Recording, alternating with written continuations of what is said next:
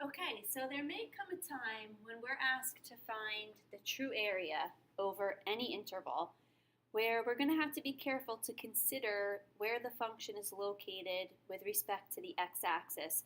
If we think of calculus as an application or valuable application, there aren't really any times where you would want negative area. Area is the space that a region takes up, so that number is usually a positive number. So if f of x is below the x-axis, we know that if we evaluate the integral either using Math 9 or what we know about area without integrals without Math 9, that our answer is actually giving us the negative of the area. So let's think about this. If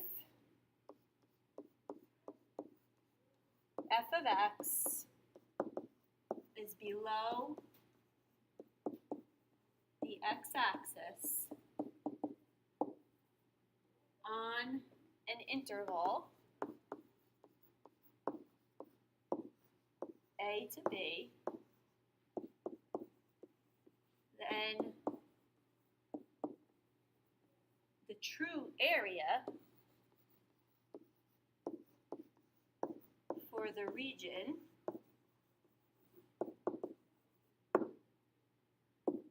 is the negative of the definite integral from a to b of f of x dx. So if we think of it this way, it makes using our calculator in Math 9 nice and easy if we just take the answer that we get and make it negative. So let's take a look at an example.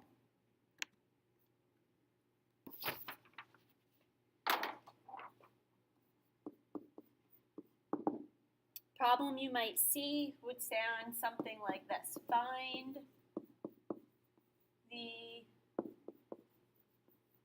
true area between f of x and the x-axis for the function x squared minus 9 on the interval negative 3 to 3. Okay, so if you need to, you can use your calculator to see what this function would look like. We have a parabola, basically, that's going to go down to negative 9 and intersect the x-axis at negative 3 and at 3.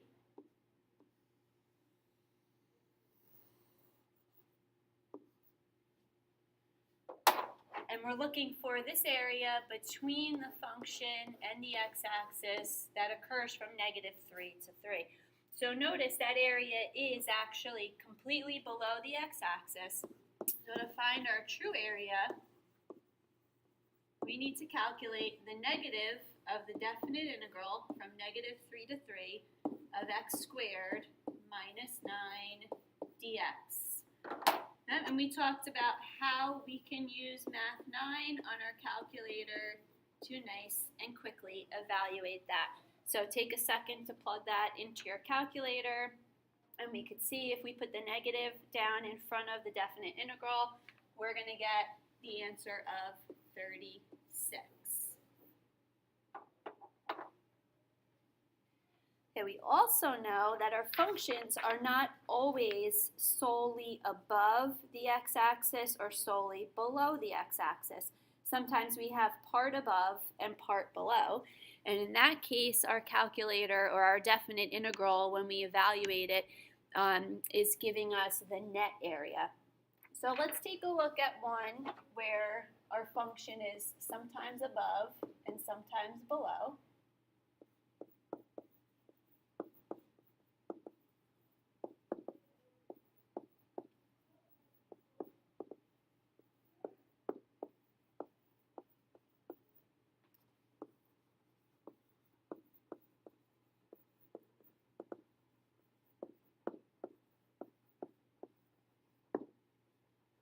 So an example of that would be the function f of x is equal equal to 1 minus x squared on the interval from -1 to 3.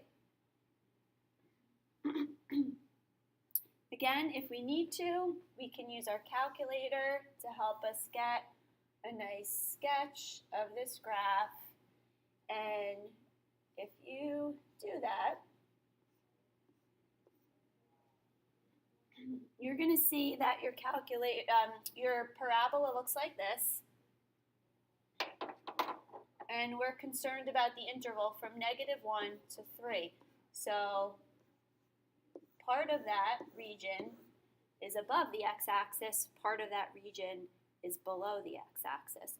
So think about where we're above. We can see nicely where this curve intersects the x-axis. If we couldn't see that nicely, we may have to use our calculator to get the points of intersection. Those happen to be nice and obvious to us, but imagine one where we didn't know where those were. We could find that out using the second trace menu on the calculator. And we're just going to kind of want to make little notes to ourselves. The graph is above the x from -1 to 1. And it's below the x from 1 to 3. Actually, let's write that out so that doesn't look confusing. -1 to 1 and 1 to 3. So if we wanted to write this out as one nice expression that we could just type into our calculator, since it's above from -1 to 1, that's just the definite integral from -1 to 1 of the function 1 minus x squared dx. And since it's below from 1 to 3, that's where it's the negative. So if we subtract the definite integral from 1 to 3 of 1 minus x squared dx, this negative will take the negative value from the calculator and make it positive. Now we have this expression written out. We should be able to type the entire thing into the calculator using Math 9 and come up with our one nice final answer. If you want to pause me for a second to do that, go ahead and do that now. And your answer to that should be 8.